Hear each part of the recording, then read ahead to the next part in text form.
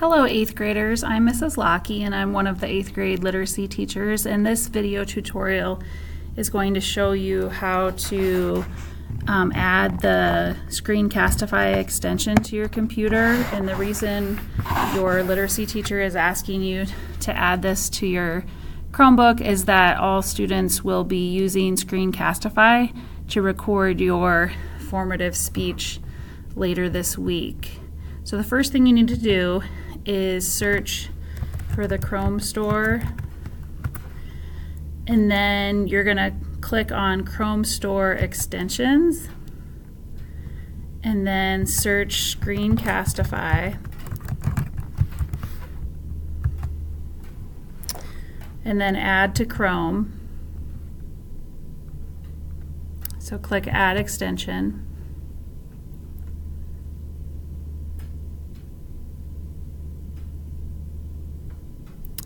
Okay, then you can see in the top right hand corner of your screen there's a little red arrow with a video camera icon. So if you click on that, you're going to sign in with Google.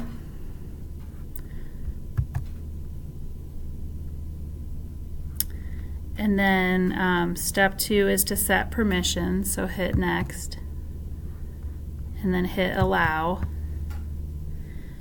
And then it opened up to my recordings, but then click on the red arrow again, and when you get this, you want to click on Show More Options, and this is where you can adjust some settings.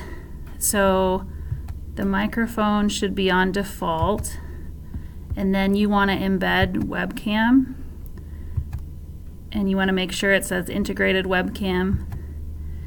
And then your countdown you can set for 3 seconds or 5 seconds or 10 seconds. So 10 seconds is probably too long of a countdown for you to wait in the front of the class before you present your speech. So I would set it for 3 or 5 seconds. You don't need the drawing tools for what we're going to use Screencastify for. And then System Audio, select the Show Webcam Preview. And that way you can preview like what your camera is seeing when it's recording you. And then once you set these settings, when you're in front of the class later this week, you'll just click on this red arrow at the top right of your screen, and then when you're ready to record your speech, you'll click Record, that blue button. And then one other thing to check is under Settings. Now click at the 3 lines here, and it says go to Options, and then it's already selected for you, but you want to make sure that your videos are saved in Google Drive. And then all of these settings you can leave as they are, and then maybe after you play with Screencastify some more, you might adjust some of the advanced settings.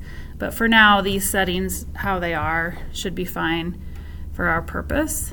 And so after watching this tutorial, I would like you to go through these steps on your own to add Screencastify to your Chromebook and set the settings as I showed you how to do. And when you're all done, you can sign out. Thank you.